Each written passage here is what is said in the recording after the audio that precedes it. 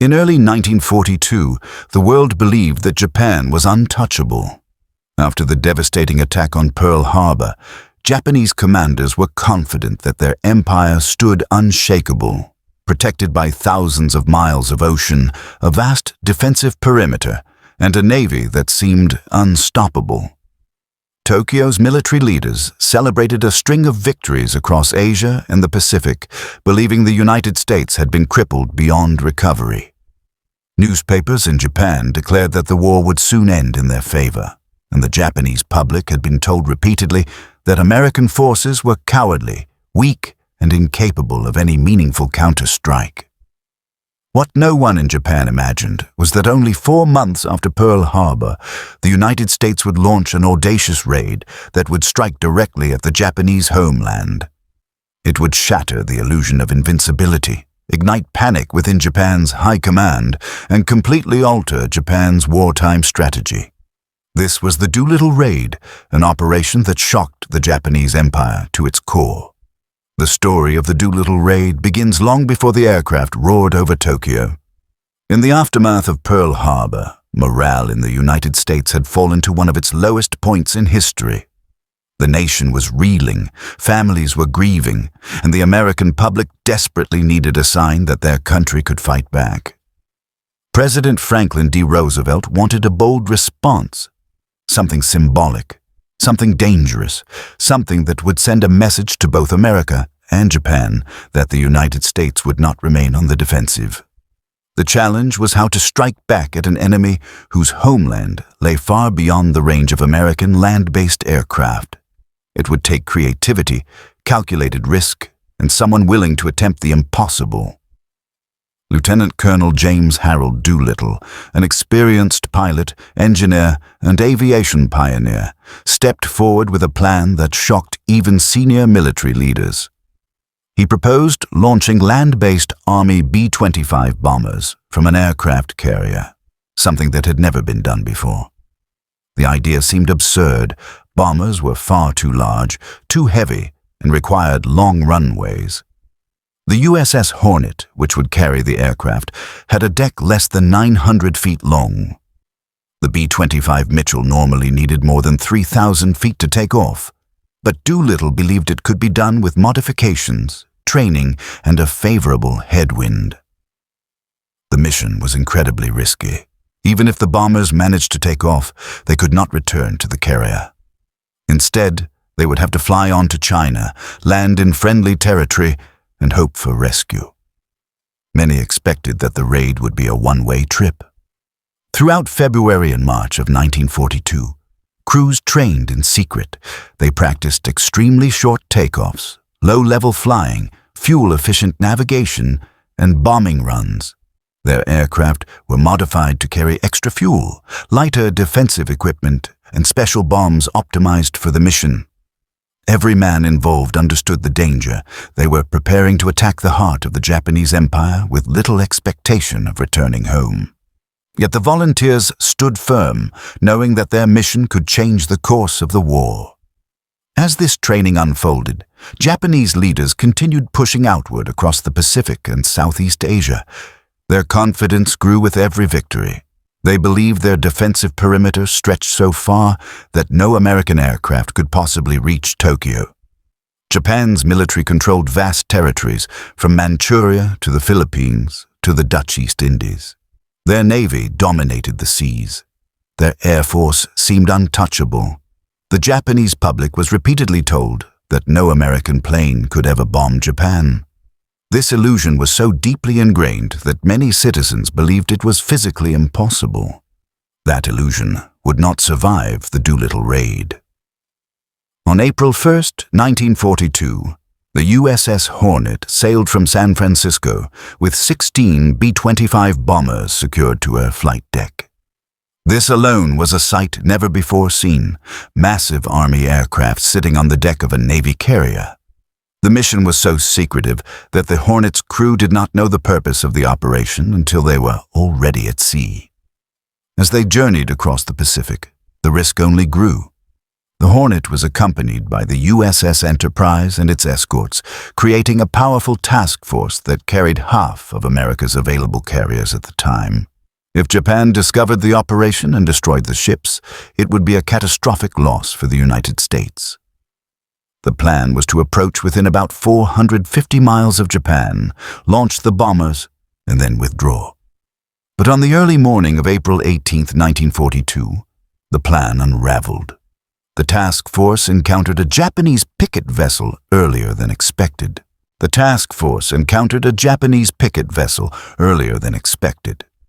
Doolittle and Admiral Halsey feared the ship had radioed a warning, and they were right. It had. The Americans had to act immediately. The bombers were launched more than 150 miles farther from Japan than originally planned. It meant that the crews were unlikely to reach China. They would probably run out of fuel. They might have to ditch in the ocean, but rather than cancel the raid, Doolittle made the decision to go ahead. It would be dangerous, but the opportunity to strike Japan could not be lost. One by one, the B-25s roared down the short deck of the Hornet. The sea was rough, the winds unpredictable, and the stakes unimaginable. Sailors watched in silence, knowing that many of these men would probably never return, but each aircraft lifted off, skimming only feet above the waves, gaining altitude and disappearing into the foggy horizon. The crews set course for Tokyo and its surrounding cities. As the American bombers approached the Japanese mainland, the skies were surprisingly calm. Japan's defenses were completely unprepared. Anti-aircraft crews assumed any aircraft overhead must be Japanese. Fighter pilots on patrol had no idea enemy bombers were inbound. The Japanese people believed an attack was impossible, and their leaders had reinforced that belief for years. When the B-25s began bombing Tokyo, Yokohama, Nagoya, Osaka, and other targets, the shock was immediate and overwhelming. Citizens stared upward in disbelief. American aircraft were flying directly over their homes, something they had been told could never happen. Explosions echoed through the city streets. Fires erupted. Anti-aircraft guns finally opened up, but it was too late. Japanese commanders scrambled to respond, but the raid had caught them completely off guard. The psychological impact was far greater than the physical damage. The bombs themselves caused limited destruction compared to later raids, but the emotional and strategic consequences were enormous. The Japanese population now realized that they were vulnerable and that the war could come to their doorstep. For Japan's military leadership, the shock was even deeper. The raid exposed glaring weaknesses in their intelligence, early warning systems, and defensive perimeter. Japanese leaders had believed the United States was still crippled from Pearl Harbor. Instead, America had just struck the capital of the Japanese Empire only months into the war. The embarrassment was immense, and the Japanese High Command demanded answers. How had American bombers reached their homeland? How had their defenses failed? Who had allowed this humiliation? The raid set off a chain reaction of events within the Japanese military. Leaders became desperate to prevent another attack and overreacted in ways that would ultimately weaken Japan's strategic position.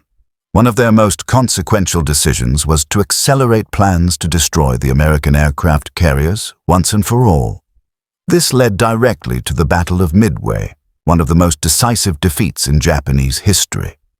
In this sense, the Doolittle Raid was a catalyst that shifted the balance of power in the Pacific. But in April 1942, the Japanese public was focused not on strategic consequences, but on fear. For the first time, they felt the vulnerability of their cities, homes, and families. The myth of invincibility had been shattered. Many citizens demanded stronger defenses. Others feared that much larger raids would follow. The psychological blow was immense and lasting. Meanwhile, the American crews faced their own challenges. Having launched early, they had barely enough fuel to reach China. As night fell, storms and darkness made navigation difficult. Most of the crews crash-landed or bailed out over China. One aircraft diverted to the Soviet Union and was interned. Several crew members were killed during crashes. Others were captured by Japanese forces and subjected to brutal treatment. Despite these losses, the raid was considered a major success. It restored American morale, shocked Japan, forced strategic changes, and proved that the United States could and would strike back. Part 1 of this story ends with the Japanese Empire reeling from an unexpected blow, questioning the security of their homeland, and launching a series of decisions that would lead to their future defeat. The Doolittle Raid was small in scale but enormous in impact, and its consequences would reshape the Pacific War in ways that Japan never anticipated. As dawn broke over the Pacific, the full weight of the Doolittle Raid began to settle upon the Japanese High Command. Tokyo had been bombed for the first time in its history. Fires still smoldered in parts of the city, citizens panicked in the streets, and military officers struggled to regain control of the situation. Japanese leaders, who had spent years assuring their people that their homeland was safe from foreign attack, were left humiliated. For a nation built on pride, discipline, and the belief in the emperor's divine protection, the psychological blow was devastating. It was not simply that bombs had fallen, it was that the Americans had proven that Japan was vulnerable. In the hours following the raid, the Japanese government began suppressing information, minimizing the extent of the attack, and attempting to reassure the population. But the seeds of fear had already been planted. Japan's initial response was confusion. Intelligence officers scrambled to determine how American bombers had managed to reach Tokyo. Naval Command debated whether the aircraft had taken off from islands, secret bases, or even submarines. The idea that large bombers had launched from an aircraft carrier seemed unthinkable. Only after analyzing debris, fuel residue, and crew reports from captured airmen did the truth become undeniable. The Americans had launched medium bombers from a carrier far beyond Japan's defensive perimeter. This revelation sent shockwaves through every level of Japan's military. Admiral Isoroku Yamamoto, the architect of the Pearl Harbor attack, took the news personally.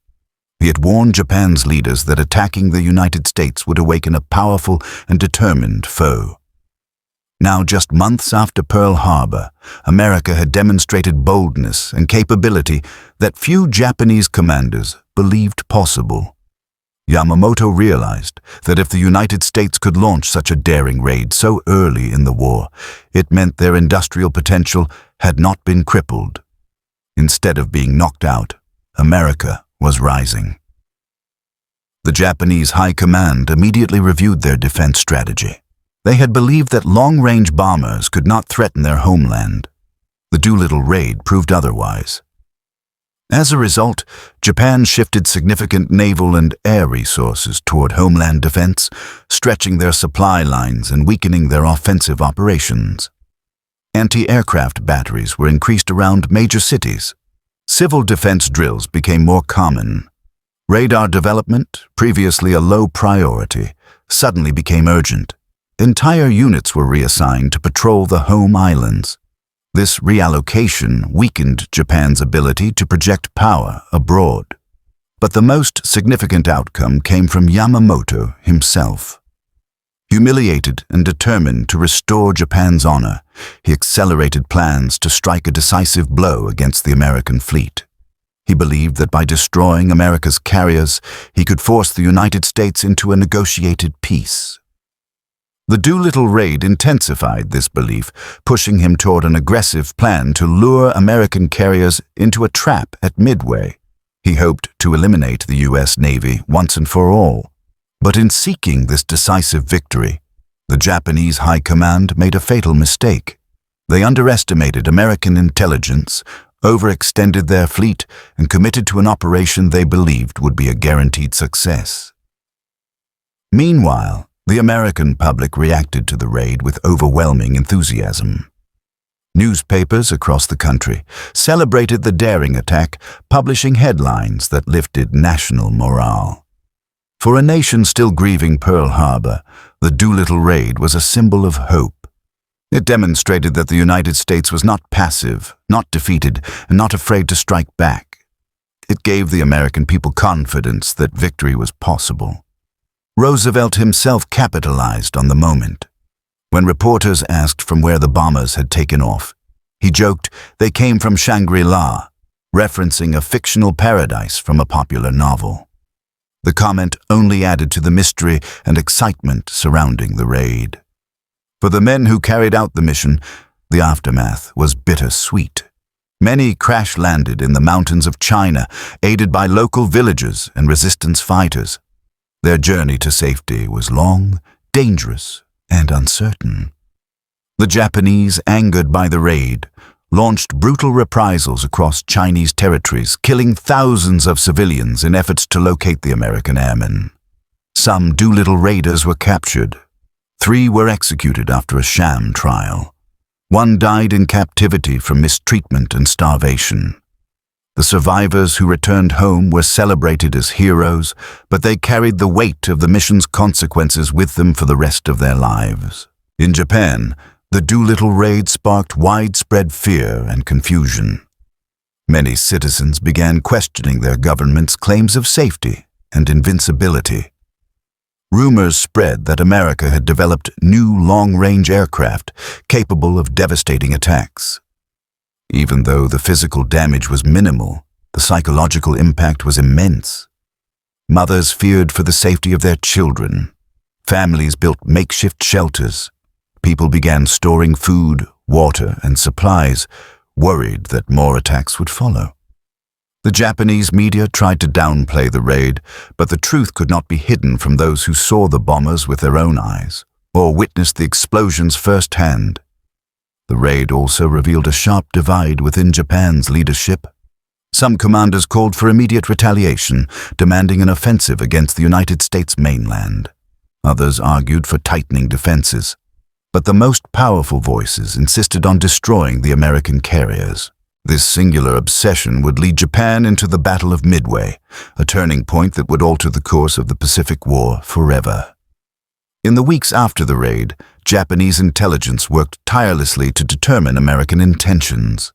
They analyzed the attack's timing, flight paths, and the type of aircraft used. The discovery that the bombers were B-25s confirmed that the Americans must have launched from a carrier. This realization shifted Japan's strategic outlook. Their naval doctrine had assumed that enemy aircraft carriers could not approach undetected within striking distance of Japan. The raid proved the opposite.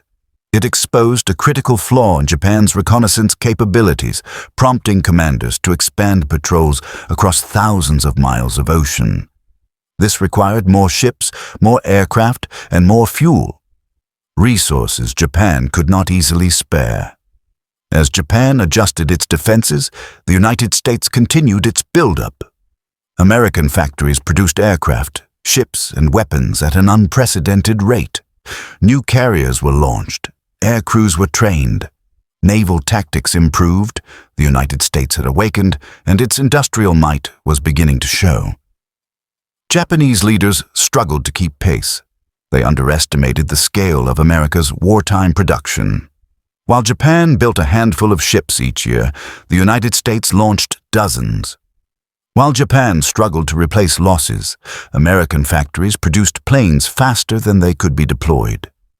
The Doolittle Raid was a sign that America's resolve was strong and its industrial capacity was growing rapidly.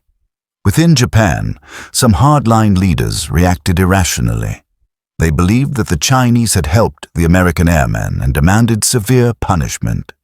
Japan launched Operation Seigo, a massive campaign of violence across Chinese provinces suspected of aiding the Doolittle crews. Entire villages were destroyed. Tens of thousands of civilians were killed. This brutal response only deepened global hatred toward Japan and strengthened resistance movements. For the Americans, the raid's lasting legacy went beyond morale. It provided valuable combat experience. Pilots learned new tactics. Navy officers refined carrier operations. The Army Air Forces gained insights into long-range bombing missions. And perhaps most importantly, the raid forced Japan to react. Every ship Japan assigned to homeland defense was one less ship available for offensive operations. Every unit pulled back from the front weakened Japan's campaigns in Southeast Asia and the Pacific.